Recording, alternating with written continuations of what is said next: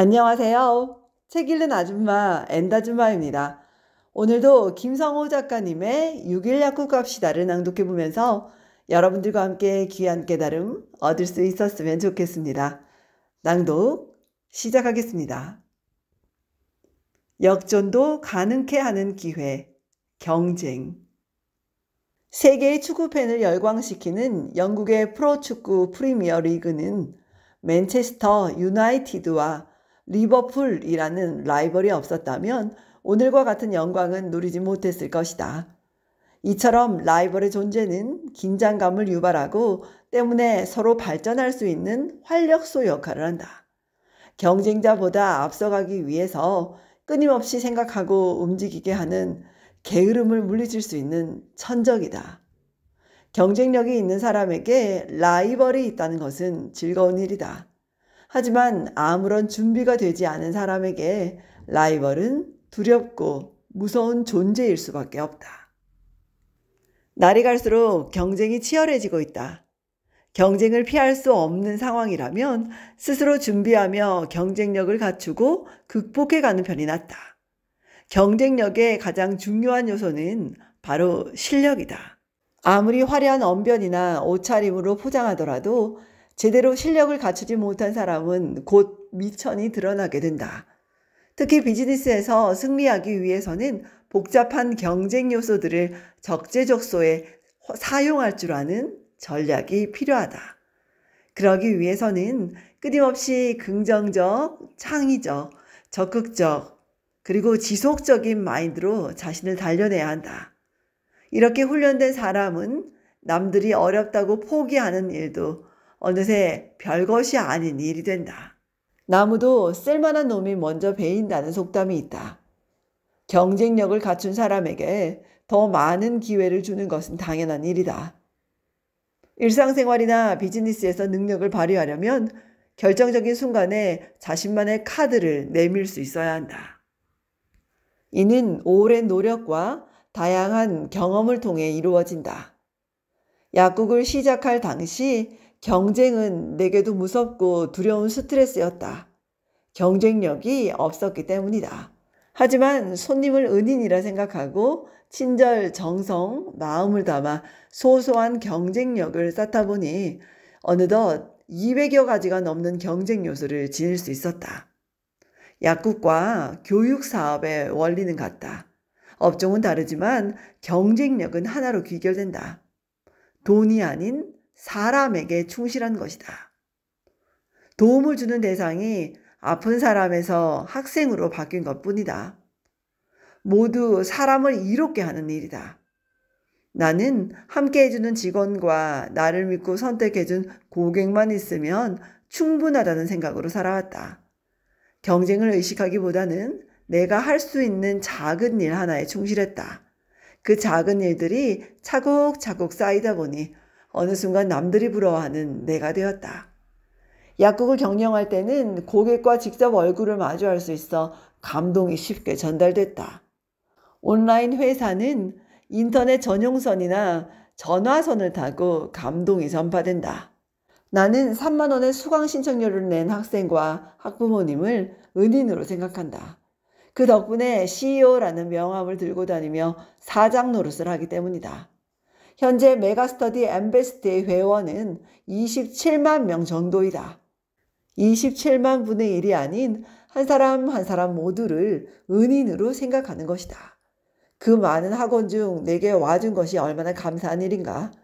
그래서 내게 무엇보다 중요한 일은 은인이 잘 되는 것이다. 만약 부모님이 자녀의 공부에 별 관심이 없는 학생이라면 우리가 조금 더 신경 쓰면 된다. 나의 은인이 잘못되는 것만큼 가슴 아픈 일이 또 어디 있겠는가. 이런 생각을 바탕으로 만든 메가스터디 엠베스트의 경쟁력 역시 100여 가지가 넘는다고 생각한다. 나는 블루오션이라는 것을 믿지 않는다. 세상에 블루오션은 없다. 많은 사람들이 돈이 되는 일에 벌떼처럼 모여들어 그 일의 희소성은 사라진다. 곧바로 레드오션이 되는 것이다. 게다가 자금력이 막대한 강자들이 칼자루를 쥐면 중소업체들은 규모나 자금 면에서 밀릴 수밖에 없다.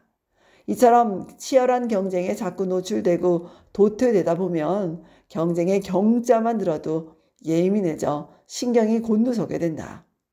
가난은 임금님도 구제하지 못한다지만 스스로를 포기한 사람은 하나님도 일으켜주지 않는다. 많은 사람이 별 생각 없이 요령 없이 욕심이나 의욕만 가지고 비즈니스 경쟁에 뛰어든다. 사업을 하기 위해서는 차별화와 경쟁력에 대한 핵심 요소들을 빠르게 파악하는 것이 무엇보다 중요하다.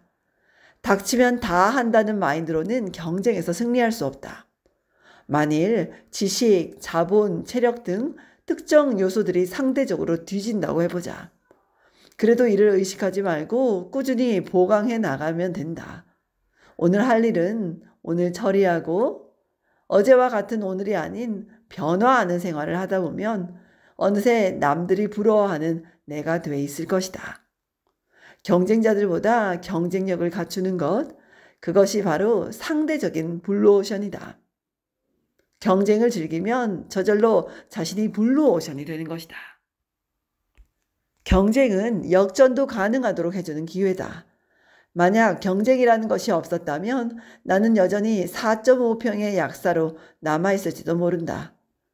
경쟁이 없다면 가진 자는 항상 넘치고 없는 자는 항상 부족한 상태가 고착될 것이다.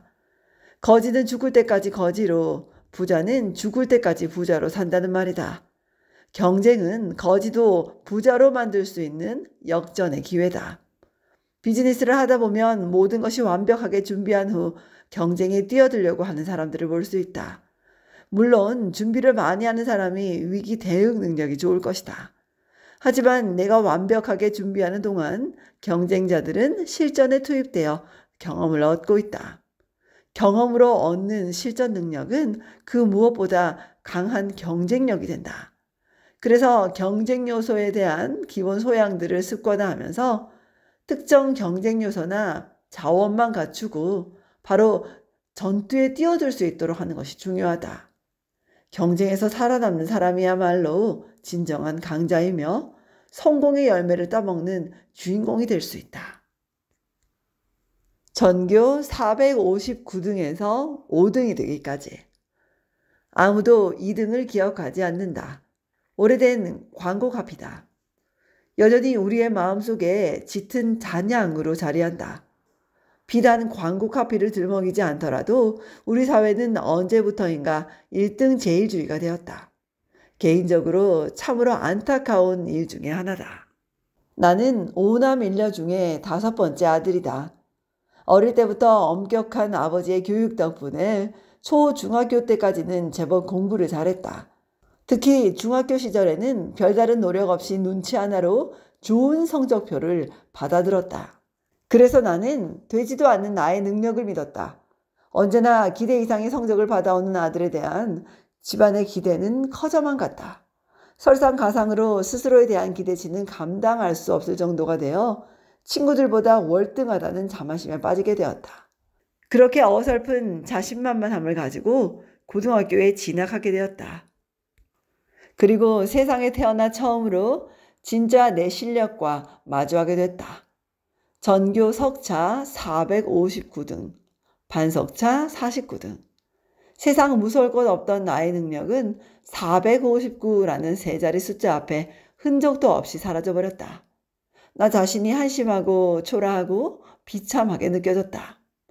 그때야 비로소 내 머리가 그리 좋지 않다는 것과 중학교 때의 성적은 그야말로 눈치와 운으로 만든 껍데기뿐인 능력임을 인정하게 되었다.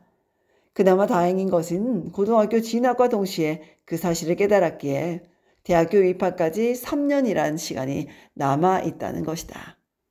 머리가 좋지 않은 내가 할 수 있는 일은 노력뿐이었다. 게다가 중학교 3년을 허송세월했으니 앞서가는 친구들을 따라가기 위해서는 두세 배의 노력과 인내가 필요했다. 뒤떨어진 성적을 만회하기 위해 이를 악물고 공부에 전력을 쏟았다. 어느덧 공부가 재미있게 느껴지기 시작했다. 탄력이 붙은 것이다. 하지만 아무리 노력해도 성적은 오를 기미가 보이지 않았다. 차근차근 단계를 밟아온 친구들의 실력도 만만치 않았던 까닭이다. 꾸준한 노력에도 다람쥐 쳇바퀴 돌듯 나의 성적은 제자리를 맴돌았다. 그러다 보니 별다른 노력 없이 성적이 오르는 친구들에게 질투심이 나기도 했다. 한마디로 개구리 올챙이적 생각을 못하는 격이었다. 당시 나는 롤러코스터를 탄 듯 좌절과 희망이라는 아찔한 경계선을 넘어가고 있었다. 그러던 중 영어 시험 25점이라는 참담한 결과를 얻었다. 노력에 비해 형편없는 결과였다. 그 충격에서 헤어나지 못하는 상황에서 갑자기 선생님은 영어 시험 25점 이하인 학생들만 일어나 보라고 하셨다. 창피한 마음에 쭈뼛거리며 일어섰다. 나 외에 3명의 친구가 더 있었다. 너희들은 이제부터 죽어라 공부해서 부모님께 효도할 생각은 말고 퍼뜩 다른 길을 알아봐라. 그게 효도하는 길일 끼다. 시골에서 목회하시던 부모님은 어려운 경제 형편 때문에 5남 1녀를 제대로 공부시키지 못하셨다. 그것이 한인분들에게 효도하기를 포기하라는 말을 들으니 서러움이 북받쳤다. 그제야 공부에 소홀했던 나 자신이 원망스러웠다. 학생인 내가 할 수 있는 효도는 공부를 잘하는 것뿐이라고 다짐했다. 그러나 한동안 손에서 놓았던 책을 잡기가 쉽지만은 않았다. 가만히 앉아만 있으려니 몸이 근질거려왔다. 너무 뒤처진 탓인지 과목들이 어려워 별 진척이 없었다. 나에게 맞는 공부법을 찾기 위해 노력했다. 암기 과목과 영어 단어는 쪽지에 적어서 이동 시간을 활용했다. 책상에서는 이해가 필요한 과목에만 집중했다. 하지만 아무리 열심히 해도 학기 중에는 성적이 오르지 않았다. 내가 노력하는 것만큼 친구들 또한 달리고 있었기 때문이다. 제자리 걸음일 수밖에 없는 성적은 당연할지도 몰랐다. 다른 친구들과 똑같이 공부해서는 절대 그들을 앞지를 수 없을 것이라는 생각이 들었다. 방학을 집중적으로 활용했다. 한 학기 방학이 끝날 때마다 성적이 조금씩 오르기 시작하자 자신감이 붙었다. 성적표에 기재되는 숫자가 적어지는 것도 빼놓을 수 없는 기쁨이었다. 그렇게 고등학교 3학년이 되어 입학시험을 준비했다. 집에서 학비와 생활비를 대줄 수 없는 형편임을 누구보다 잘 알고 있었다. 내가 갈 수 있는 곳은 학비가 싼 국립대학교뿐이다. 가정교사를 해서 학비와 생활비를 충당해야 하니 반드시 좋은 대학에 들어가야 한다. 재수할 수 있는 형편이 아니다. 처음이자 마지막 기회다. 그렇지 않으면 대학에 다닐 수 없다. 고3이 되자 마음가짐이 비장해졌다. 공부에 집중하기 위해서는 공부방이 필요했다. 하지만 형제가 많은 집이다 보니 늘 주의가 산만했다. 생각 끝에 마당에 임시 공부방을 만들기로 했다. 마당 한 구석에는 블록 위에 슬레이트만 얹혀진 엉성한 창고가 있었다. 그곳을 고치기로 한 것이다. 먼저 살충제를 뿌려 바닥에 있는 벌레들을 제거했다. 목재소에서 자투리 나무 송판과 합판을 얻어와 바닥에 깔고 벽은 신문지와 종이로 도배했다. 궁색했지만 나름대로 인테리어를 한 것이다. 문제는 난방이었다. 생각 끝에 30촉 전구 2개를 끌어와 하나는 불을 켜고 하나는 난방용으로 사용했다. 사실 30촉 전구로 난방을 한다는 것 자체가 무리한 생각이었다. 겨울에는 동장군의 칼날 같은 바람이 창고 사이사이로 스며들어왔다. 손가락이 얼어 연필을 제대로 쥐을 수 없을 정도의 추위였다. 이가 덜덜 떨려왔다. 하지만 난방용으로 놓아둔 30촉 전구를 손에 감싸며 그 추운 겨울을 버텨냈다. 하지만 한여름 7월이 되자 숨이 막혀 도저히 앉아있을 수 없었다. 창고 방을 포기하고 학교 도서관에서 마지막까지 남아있다 집으로 돌아오곤 했다. 하지만 아무리 마음을 다잡아도 어느 정도 시간이 지나면 자세부터 흐트러졌다. 내 의지와 상관없이 자꾸 딴 생각이 들기 시작했다. 마음을 다잡기 위해 삭발 수준으로 머리를 짧게 밀었다. 그렇게 거울에 비친 새파란 까까머리를 보며 각오를 다졌다. 가끔 학교에서 단체로 영화도 관람했지만 나는 참석하지 않았다. 영화를 보는 것이 흔치 않은 기회였기에 포기하는 것이 눈물 날 정도로 아까웠지만 하고 싶은 것을 다 하면서 목표를 이룰 능력이 내겐 없었다. 노력이 헛되지 않았던지 고3 후반에는 학급에서 2등을 할 수 있었고 예비고사에서는 전국에서 486등을 하기도 했다. 그리고 원하는 대학에 무난히 합격할 수 있었다. 1등이 아니라는 비관에 빠져 스스로 포기했다면 맛볼 수 없는 기쁨이었다. 2, 3등이라도 묵묵히 노력하다 보면 자력으로 1등이 될 날이 온다. 적당한 긴장감을 유지하면서 쫓기는 자의 불안함이 아닌 쫓는 자의 여유를 가지고 도전하면 되는 것이다. 1등은 자신의 자리를 지키기 위한 노력을, 2등은 정상을 향한 좀 더 값진 노력을 하면 그만이다. 1등이라는 교만함보다는 2등이라는 부족함은 성실로 이어진다. 비즈니스 역시 마찬가지다. 나는 지금까지 사업을 해오면서 꼭 1등을 해야 한다는 생각은 해본 적이 없다. 그저 최선을 다하면 자연스럽게 고객이 늘어나고 점유율이나 순위도 꾸준히 상승하는 것을 여러 번 경험했다. 1등을 향한 사악한 경쟁심은 무리수를 가져온다. 그것이 언젠가는 자신의 발목을 낚아챌 수 있기 때문이다. 1등 아니면 안 된다는 강자만의 논리에서 벗어나자. 어렵고 볼품없는 생활이지만 하나님이 허락하신 고귀한 존재 가치를 믿는 마음을 가져야 한다.